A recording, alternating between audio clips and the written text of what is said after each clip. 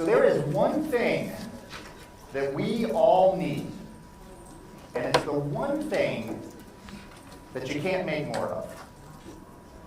It's time. Thank you.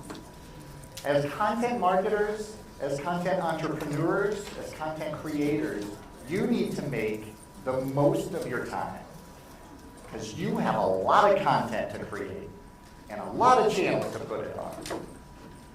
But how do you know what content is going to matter to your users? How do you know what content is going to help you meet your business goals? How do you know what content you might already have created that could be working harder for you if your users could just find it? So these are hard questions to answer. So where do you start? Where do you start? You start with your data. We'll be talking about using data to optimize your content. Great, he says, use your data. There's too much data. I read recently that there, as of 2020, there are as many bytes of data stored as there are visible stars in the universe. Now, I don't know if that makes that number any more relatable, right? It doesn't mean anything to me, but I do know that's a lot of data. Now, it's not all just your content data, but a lot of it is. And how do you know what data is going to help you make better content? By the time we leave this room, there are going to be more than 300,000 blog posts published, more than 1,500 new podcast episodes released, and over 20,000 hours of video uploaded to YouTube. And your content is competing with all of that. You're competing for your users' attention, and you're competing for visibility in search. Today I'm going to talk about a model that I have that will help you figure out what content you should be looking at to figure out what data, or what data you should look at to figure out what content you should be creating. If you're creating content without connecting it to your goals and to your strategy, it's like you're just taking your business out for a Sunday drive. You're just cruising along with the windows open, just throwing your content out, just hoping that someone's going to read it, or look at it, or listen to it. Data can help you make better use of your time, provide more valuable content to your users, and reach your business goals more quickly. I like to say, I don't like data-driven as a term. I like to say data-inspired, or as Jay Acunzo says, data-informed. Because there are a lot of things that go into making decisions about your content, and it should not come down only to data. But looking at your data can help you make your content better. And not looking at your data can potentially hurt you. I have a friend who's a skydiver, likes to jump out of planes. That's not exciting enough for him. He likes to jump these smaller and smaller parachutes because they're more responsive, they're high performance. When you come into land, you're going much faster, closer to the ground.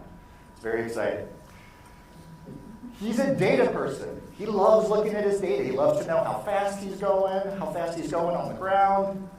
But he failed to look at the big picture. And that's what we're going to be talking about today, is looking at the big picture.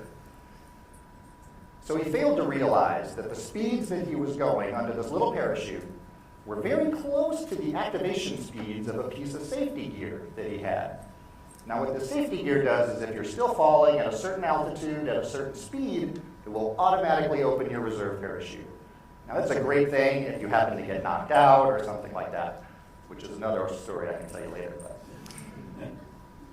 not such a great piece of equipment if you suddenly find yourself at 500 feet off the ground with two parachutes out that are starting to spin and get twisted up with each other. So let's take a look at how his day went. Everything good, and now all of a sudden, two parachutes out. So he manages to release the one, still twisted up.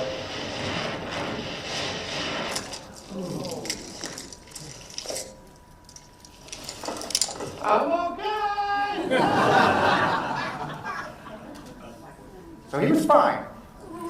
Now, not looking at your content data is probably not going to potentially get you killed. But it could potentially lose thousands of customers or subscribers or listeners or conversions. I was at a conference doing an SEO workshop a couple years ago. A few months after the workshop, one of the attendees called me up and said, we're doing a big website redesign. We would love for you to do some SEO stuff. So I said, great, I'd be glad to. When does the new site launch? And she said, next week. So I went in, I ran some audits. The next week, the new site launched. It looked great, it was beautiful, much more responsive and modern. The navigation was better. I ran the audits again. I called her right up. I said, why did you take these 3 pages down? She said, it was old content. Hadn't updated it in years. Wasn't really on the right program pages. I said, you're probably going to lose 20,000 visitors a month to those pages, because those pages were answering questions that people were asking. So we took the content, we optimized it, we put calls to action on the pages, we put it on the right program pages, we set up tracking, we did the 301 redirects, and now those are 3 of the most useful pages on their website, driving the most traffic and conversions. So I want to start talking about this model that we use, and it's very straightforward. This is the content optimization model. This works for any content, whether you're creating new content, optimizing old content, even figuring out where you should be putting your content. It will tell you what audits you need to run to figure out what data you need to get, and then you should be tracking and monitoring. If you're tracking data without connecting it to strategy, it's just numbers. Everything starts with the outer circle, the strategic audit. This is where you figure out really what your business goals are, and you prioritize them. You put them in order. Now, if you're a content entrepreneur and you're following the Content Inc. model, your number 1 business goal is probably sell your company, grow it to a spot where you can sell it. So make sure whenever you're creating content, you're thinking in the back of your mind, how is this content going to help me reach my business goal? Now, most businesses need to generate revenue. So generating revenue will probably be in your priority list, whether it's monetizing content, trying to grow an audience, all of these things. You need to have a list of what your key business goals are and then prioritize them. You'd be surprised how many people I go in to do consulting with and work with, and I start off by saying, what are your business goals? Oh, I don't make money. I don't know. So really come up with a firm list of what your strategic goals are.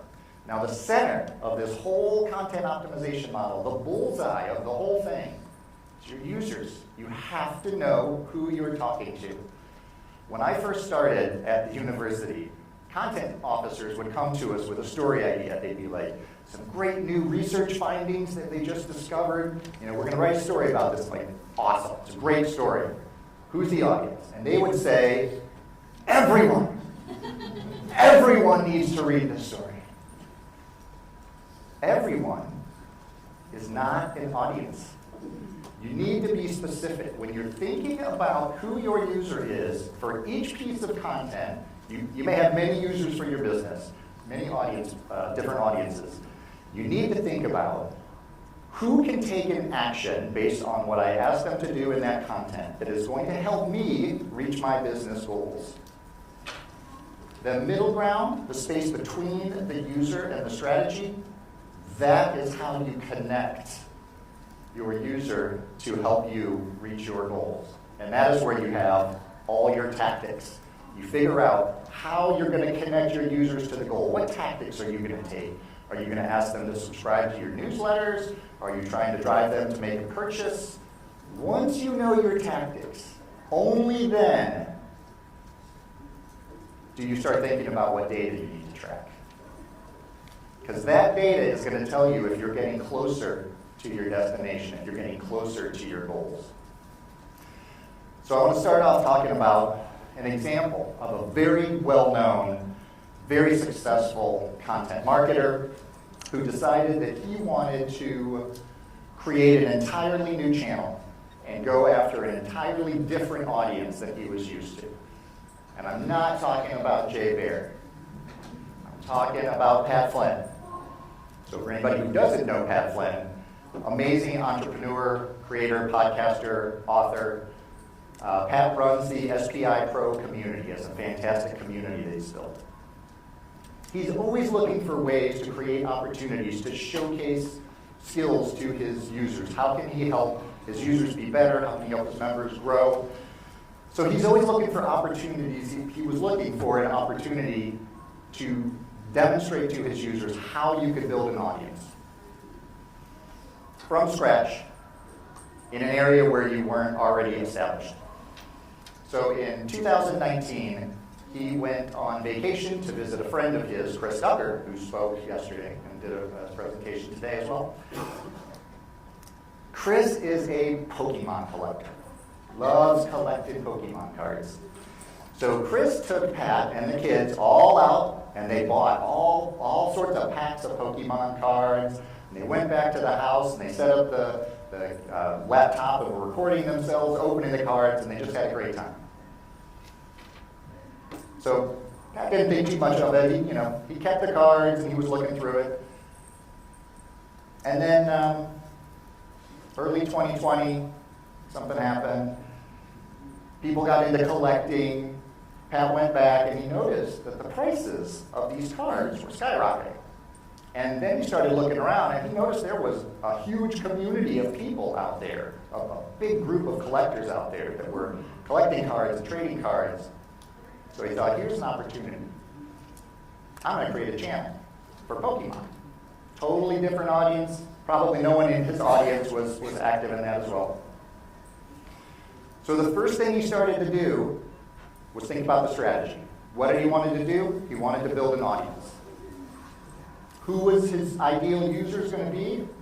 Well, he was getting into this. He was new into this.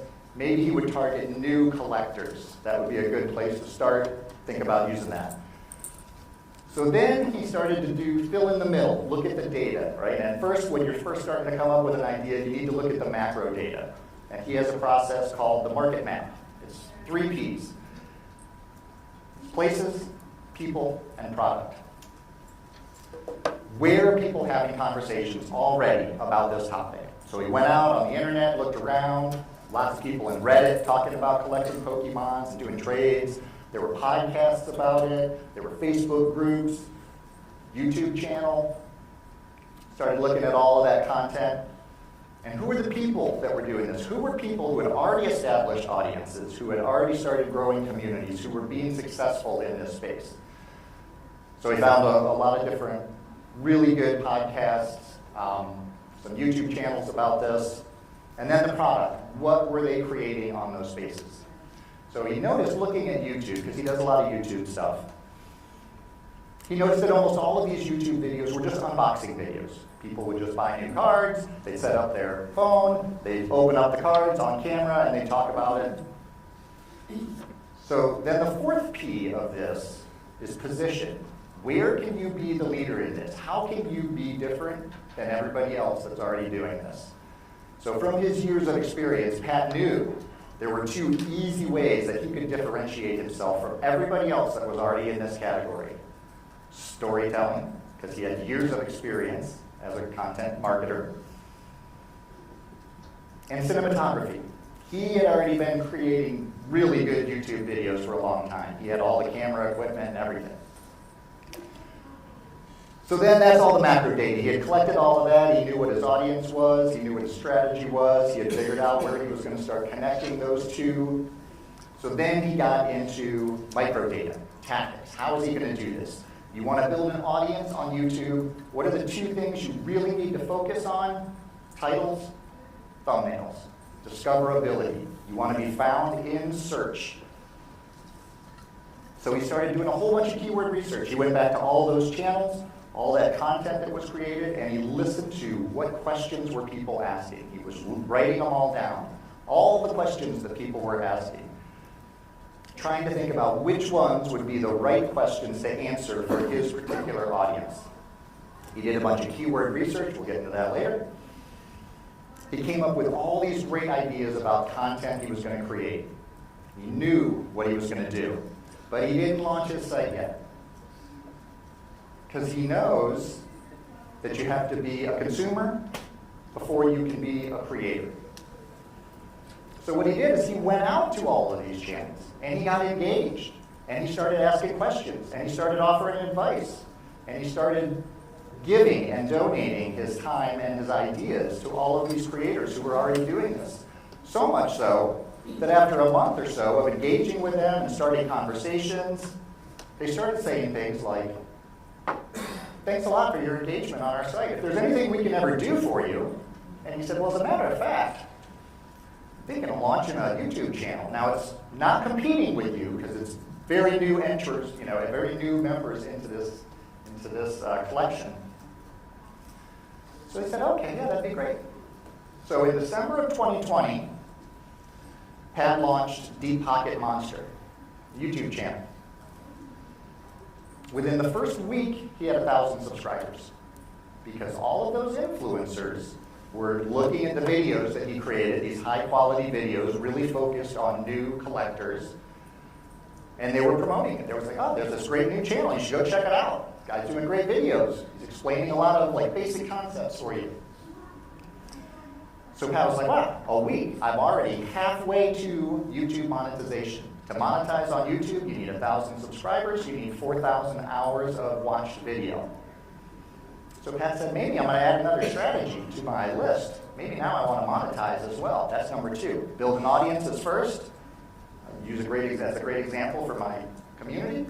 Now I want to monetize. So what do I need to do? I got to get more people watching these videos. So he started going back to his titles. He would make a change to a title. He would watch the data to see how that affected the performance in search and visibility and referrals from that title. And if it worked, he would leave it alone. If it didn't work, he would change it again. Once he got the titles done, sometimes he would change one video title 4 times in a week. He was getting enough traffic to it, he could immediately see, within a day, he could see if it was effective or not. Now, Karen Hopper said in her session this morning that when you do testing, you should let it run for 2 weeks, which I agree with. But if you have as much traffic as Pat was getting, you can make those sort of decisions within a couple of days. So then he said, "Well, this is great. I'm getting good traffic. How can I get people to watch for longer?" So what did he do? He put together an 18-minute long unboxing video, and he filled it with storytelling to guide people along and pull people along and do reveals every so often throughout the content. And it worked great. It was driving a lot of time on site for him. But he noticed one thing. While he was looking at his data, he noticed that 16 minutes into that video, it was like a cliff. The 18-minute video, 16 minutes in, people dropped off. Why? That's when he revealed the last card. They got what they wanted, they were done. Now the last 2 minutes was all like, subscribe, come visit my site, all these other things, all the selling, all the pitching. So what did he do in his next unboxing video? He went through the video, 15 minutes or so in, he did all his subscribes. In the last 10 seconds, boom, that's when he revealed the last card. And his completion rate on his video skyrocketed. He got listed more in search, he was more discoverable. Within a month, he was monetized on the site. Now, 2 years later, Deep Pocket Monster has over 600,000 subscribers. He has a Discord channel, which is a paid membership. He has over 4,000 users in that channel.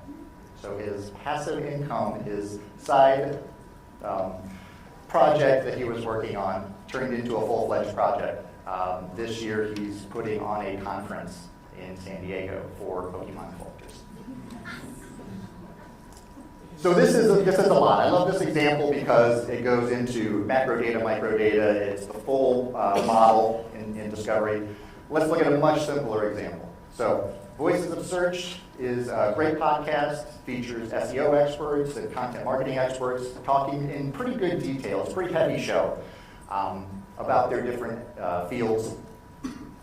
When the site first launched, the show first came out, they were doing 45-minute episodes.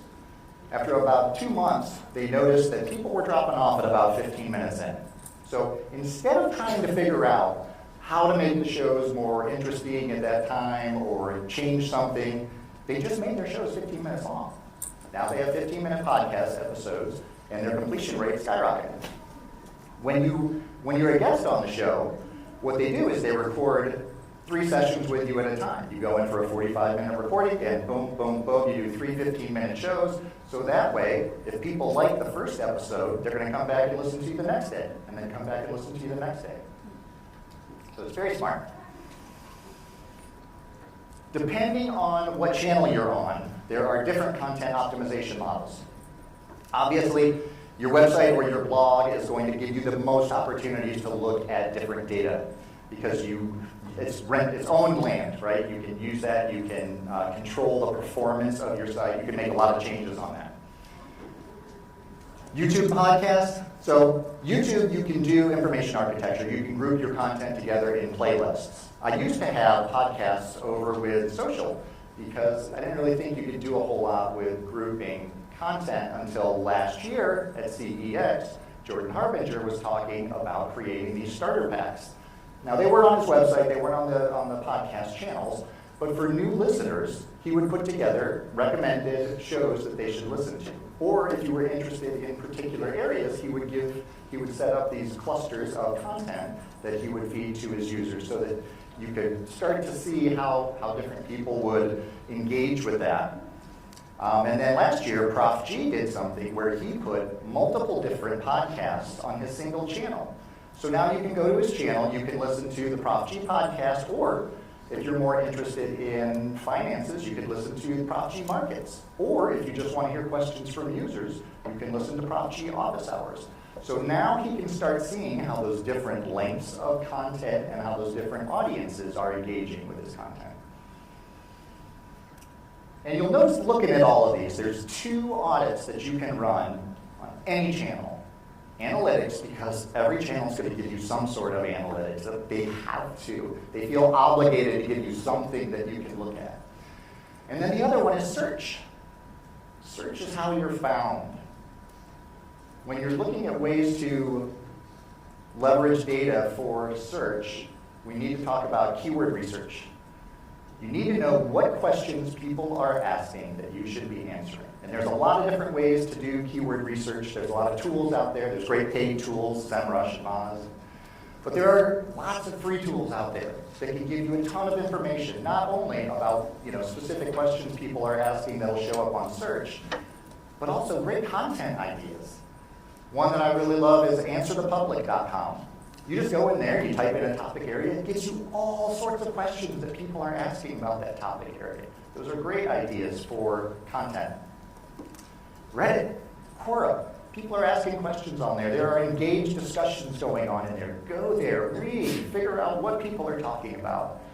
Google, obviously. Google your topic area. Look at all those people also ask questions. Look at the referred searches down at the bottom. If you have a website or a blog, one of the favorite things I like to do is create a Google Search Console Looker Data Studio dashboard.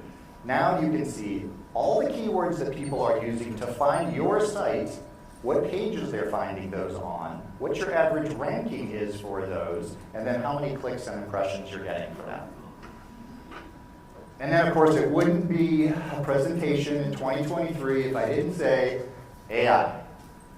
ChatGPT, give me 50 questions that people are asking about content optimization. If you want data that's more relevant, Bard, give me 100 semantically related keyword ideas for Pokemon collecting. Great ways to come up with ideas for content and keywords you should be targeting. So this will give you frequently asked questions. So frequently asked questions are great. These are all like bottom of funnel things or top of funnel things, bottom of pyramid, depending on what your marketing stack looks like. But don't forget about the rarely asked questions. Why would you answer rarely asked questions? So Andrew Davis, amazing keynote speaker, fantastic marketer, did a great presentation about top-down creation. So all these how-to questions, all these frequently asked questions, they're at the bottom of his model. So these are the doers. These are the people that are doing work. And then you want to go up. What you want to do is at the top of the model, the decision makers, the people who are going to say, yes, here's my money, I want your products, I want your services. Those are the questions that they are asking. So if you have products or services that you're selling, think about those questions that are asked at the very end, right? How long is this going to take? How much does this cost? All the questions that those final decision makers are asking, because you want to include those within your content structure as well. So, like, oh, this seems like a lot. This is a lot of data I have to look at. I have to do a lot of figuring out. Maybe you're just starting out. You're just building your content. You don't have a lot of content out there to collect all this data. So that's kind of where I am. Until I worked with Joe on Epic Content Marketing, I did all of my content optimization for big companies. So I didn't have a lot of personal content, just working on my personal brand and figuring out consulting and all that stuff now. But I can go back to LinkedIn. I can pull up data from the last year. I can look at my top performing posts. And just looking at them, besides the 2 that are Epic Content Marketing posts and the one that is CEX from last year, all the other ones, AI, right? They're AI posts that I did about new tools that came out, which is great. I'm an AI enthusiast. I love playing with the new tools. I love figuring out ways to integrate it into my workflow to help me out. My consulting that I do is for higher education marketers. So it's great that AI posts are performing well on LinkedIn, but now what I need to do is figure out, to keep doing AI posts, but to figure out how to make those posts relevant to higher education marketers, because they're my target audience. And I would only know that by looking at the data and figuring out which posts are performing. So if you have a website, if you have a blog, there is other data to look at besides just your content performance data. So Google doesn't share their algorithm with us, right? That would make it too easy for us. But what they do share is a document that they update regularly, the Search Quality Evaluator Guidelines. So Google pays real people to do searches and then to grade the quality of those searches on these criteria that they have in this 176-page document. In this document, 126 times they mention the EAT criteria. EAT stands for experience, expertise, authoritativeness, and trust. There are lots of different ways to optimize your content to help you in this area. But if you have a good amount of content covering a wide range of topic areas, you can do what we're starting to do at the university. So this is what most websites are mostly set up like this. You have your main domain, then you have all your subfolders or your subdomains if you're a bigger company. And then within each of those different subfolders, you'll have those content areas. You'll do some content about research, you'll do some content about events, you'll do some content about, all sorts of different things. But it's not all connected. So what we're moving to is this pillar pages and content clusters idea. So right off of our main website, we're coming up with our most strategic key areas where we want to focus and we want to show up in search and we want to rank. So for example, University of Rochester, we are focused on research. We're a research university. So now if you go to our homepage, there's a homepage menu item called research. And that leads to one of our pillar pages. This pillar page has all of our frequently asked questions, our rarely asked questions, and it has links to high-performing, high-value research pages across our landscape. So when Google comes through and indexes our site, they can see that we have a breadth of knowledge around research in a variety of different topic areas. And that has already been impacting our search and our visibility. Sometimes you can't collect the data that you want. Sometimes it just doesn't exist within the platform. So you can do what Ann Handley did and just make up your own data. So Total Anarchy is Ann's newsletter. If you don't subscribe to it and read it, I highly recommend it. It's one of the only newsletters that as soon as it comes in, I open it and I read the whole thing. She uses an open to write back rate metric, the OWBR.